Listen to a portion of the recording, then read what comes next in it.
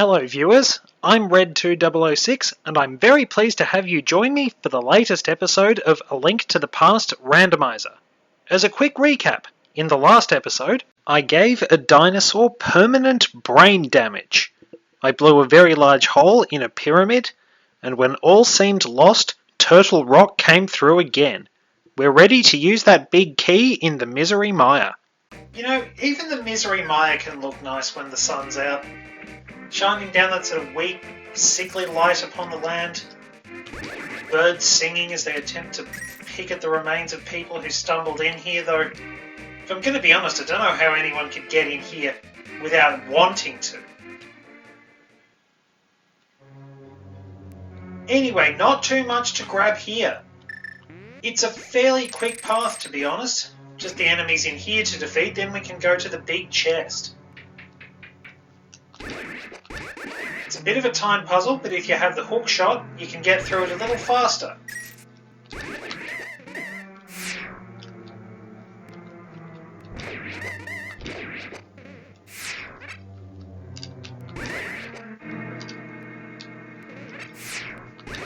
Just got to go through all this rigmarole. And you want to head into this door here. Still get clipped anyway. And if you have the hook shot over there and dodge the lasers, they're just cosmetic really.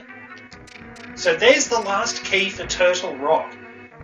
It's a bit of a puzzle navigating that, and I probably should have made sure to trip the crystal switch. I'm used to calling them that for some reason. Even though they're not really crystal switches, those are probably the ones in Ocarina of Time that are sort of diamond prisms. Oh geez, everything's going that way. Let's see, the fastest way to where I need to go is actually through here, then go this way. That door in the left wall, that leads to where I got the chest in front of a couple of blue blocks. You would walk there once you've got the big key in a normal run. And this will take you to the entrance to the lowest level of the dungeon.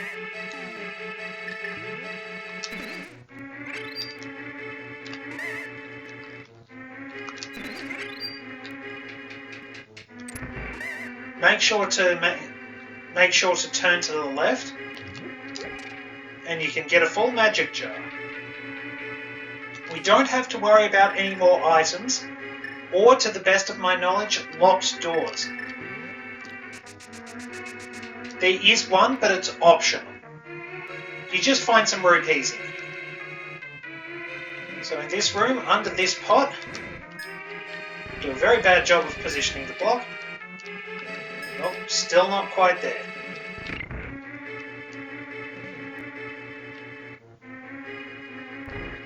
You don't need to lift that either, you can just go through here.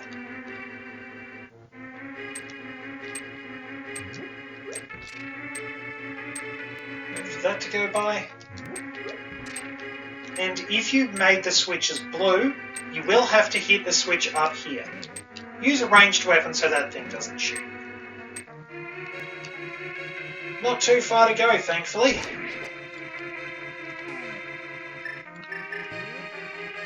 Just bomb that, and you can find another switch to let you proceed. Vitreous is an interesting boss to fight because it is very powerful. The eyeballs it sends out at you do 4 hearts worth of damage. Interestingly, the lightning always does 2 hearts, so it is an occasion where all those things just doing a set amount of damage actually plays into your favour. If you have the green mail, and you can swing your sword fast enough, and you have a strong enough one, then you can fight Vitreous fairly easily because you can defeat his eyeballs while playing it safe and only taking the lightning, which allows you to gauge everything better. Basically, you can stand in one spot and just spam the sword.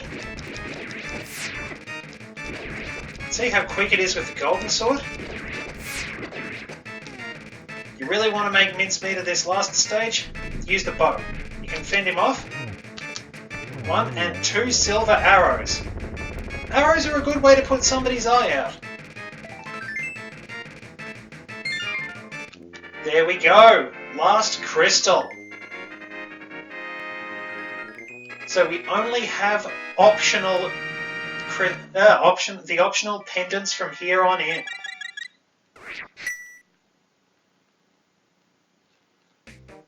So essentially, we can't go into the Desert Palace, but we can go to the end of Turtle Rock. Now, most of this episode is going to be cleaning things up. I'll just find those last items, and then we can go and head to Ganons Tower.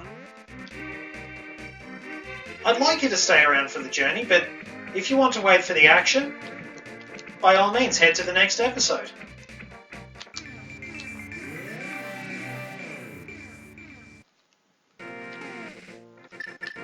I'll quickly top up my potions.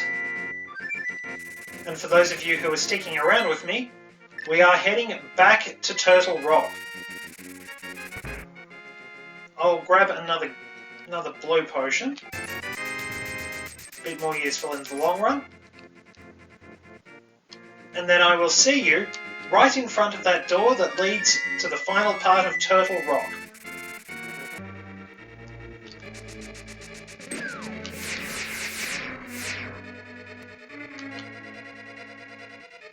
A few arduous minutes of backtracking later, and we can finally access the last part of Turtle Rock.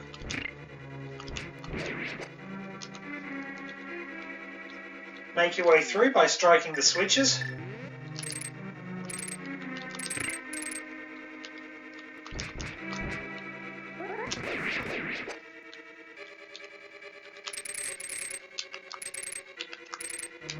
Alright.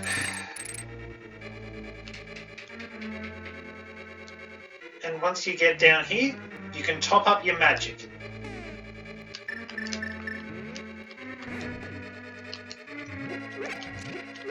You will need maxed out magic. If you have half magic, it becomes a lot easier. You also need the fire rod and the ice rod. The ice rod might seem optional because it's out of the way, but Shamalama Ding Dong will actually recommend it to you. Go and get it. Anyway, Trinex is much easier if you have the golden sword. One of its cues is its tail. When it starts wagging really quickly, it's going to attack. Dealing with the firehead is a pain. The ice rod's shots are slow and, as a result, can be a little sluggish to try and hit with it. Especially when you've only got regular magic. That said, you want to get rid of the ice head first, always, because the ice it shoots will remain on the battlefield.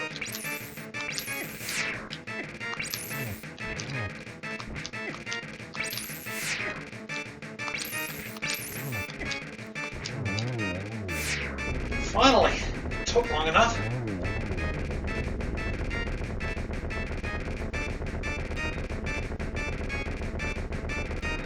Trinex's massive shell explodes and it winds up looking like an onyx.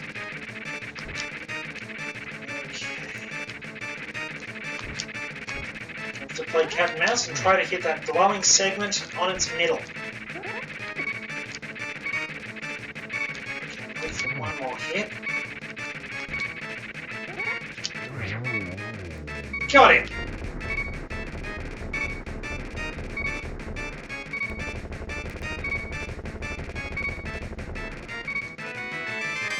All that way just to get bombs. But we've got the green pendant.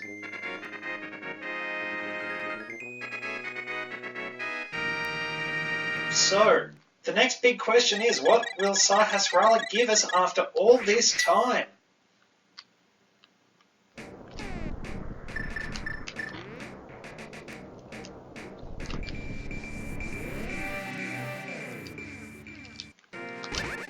Back into the light world, give ourselves a bit of space.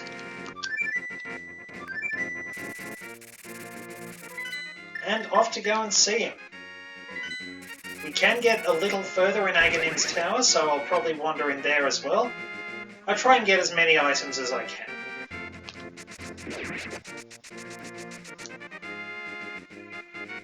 So we can head through here and we'll take care of them.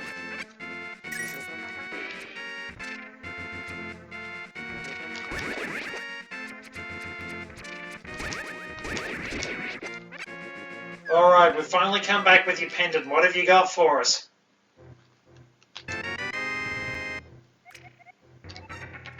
Well, that's lame.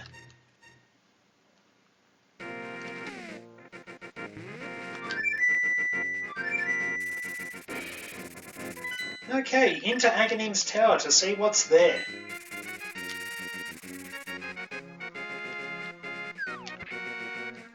We got a little bit of the way in there in a previous episode, but all we managed to gather were 50 rupees.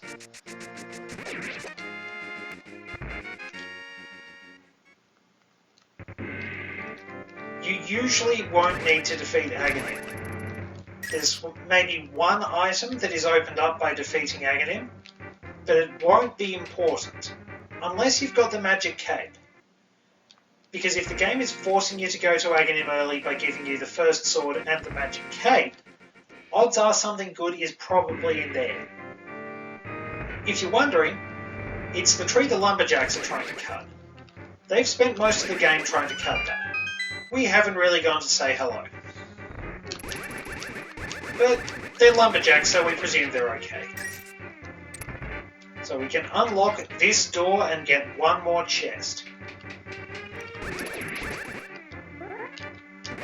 Mostly a gauntlet of enemies through here. You don't have to fight them, but getting them out of your way is recommended. As always, light the torches to make sure you can see where you're going. Which I clearly cannot.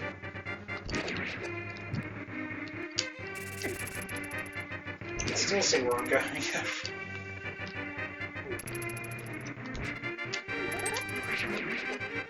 Good spin attack is the best way to deal with them. Okay.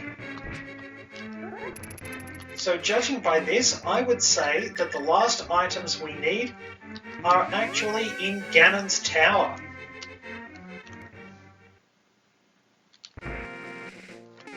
Which means a bit more backtracking. And my apologies for that, because you can't actually get to Ganon's Tower without having to go to the portal at Turtle Rock. I am really missing that portal they put in the GBA remake. Call me lazy, but I think it was just incredibly convenient.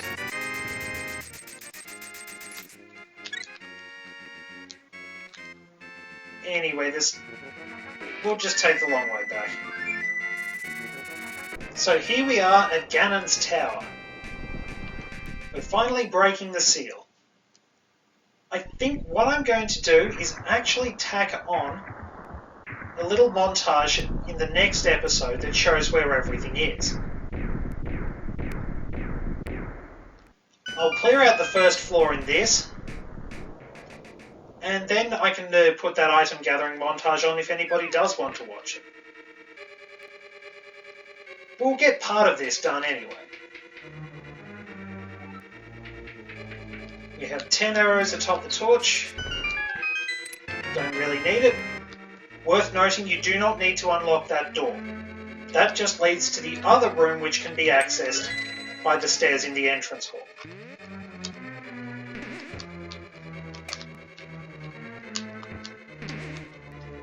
So wait for this, and push that to go to the next room.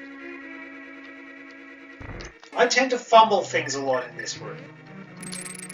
If the hookshot doesn't quite latch on just right, or you're not in the right position, you can go falling into the abyss.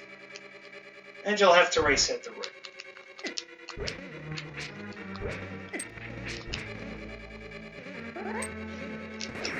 I think I slowed things down a little too much there.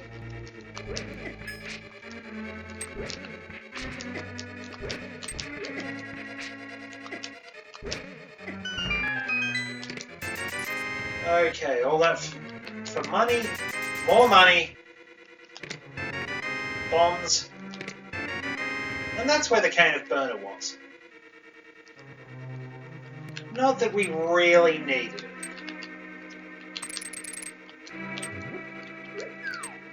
So move across here, there, there, move very cautiously. And down here. And into here because there is one more chest that is fairly awkward. Just money. Is there anything important in here? Not really. But I'm looking a little low, I'll take the health pickup. This is probably one of the more complex dungeons in the series. It's very well set up and there's a lot to navigate. You can get the big key by doing this first section alone, but you'll have to explore everything in a randomizer. There are keys hidden under pots all over the place. It's very well set up.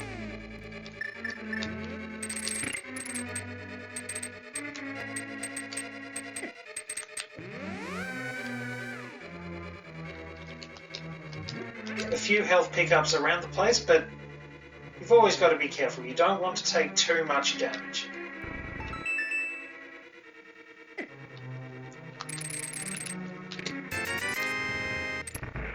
Yeah, so depending on how well you've gone, there'll either be a lot of crummy items in here, or some very useful ones. In my previous recording, I actually managed to find the silver arrows in here, along with about 10 arrow pickups. I mean, it's probably a smart idea. Gannon just decides to hoard all the arrows for himself and keeps the silver arrows so that nobody can use them to hurt him.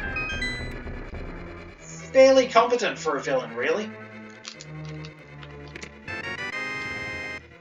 Alright, so we can go and beat Aghanim if we want to.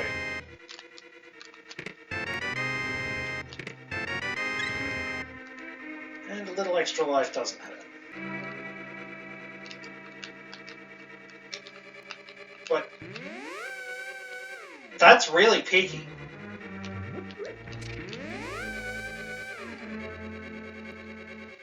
And then down to this one. Picky again. If you're quick, you can sneak along the bottom of these.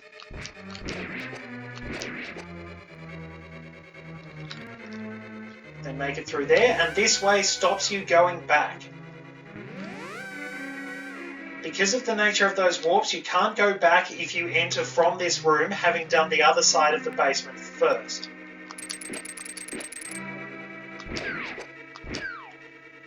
Now, as for this path, you can illuminate it by using the fire rod on the torch over here, which I shall do.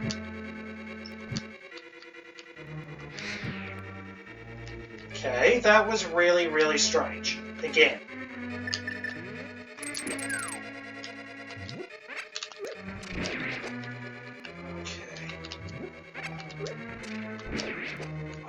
Yeah, as I thought, it was going to run out.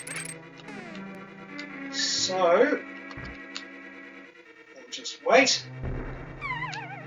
And that did not work. I'm apparently failing a lot more than I thought I was. Wow. Right, so what I was trying to do...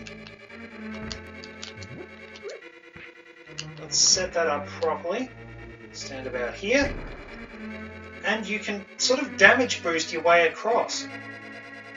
It takes a little bit of practice to get right. Thankfully we have a bit of health back. Pick up that chest before you bomb the floor too. There it is!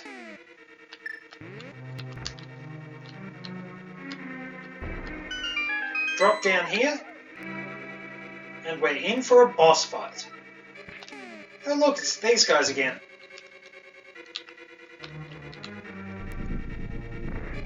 There we go.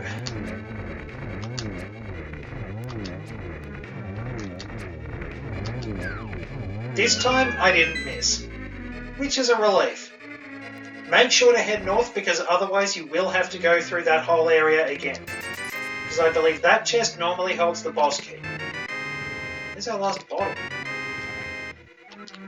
That's one of the keys that would help us through the sewers. Is anything actually in that? No, it is actually an empty bottle. You do get that sometimes. In that previous recording, the test run, 3 of my bottles had bees in them. None of them were the gold bee.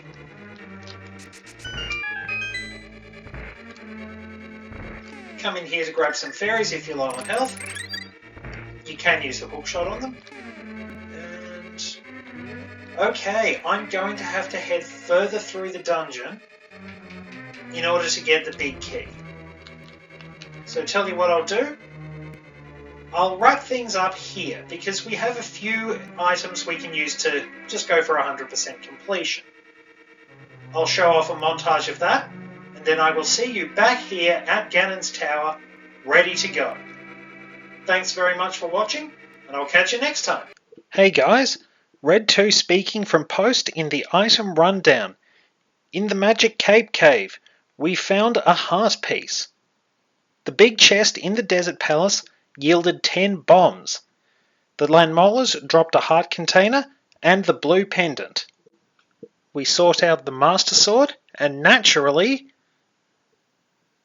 it wound up being 20 rupees.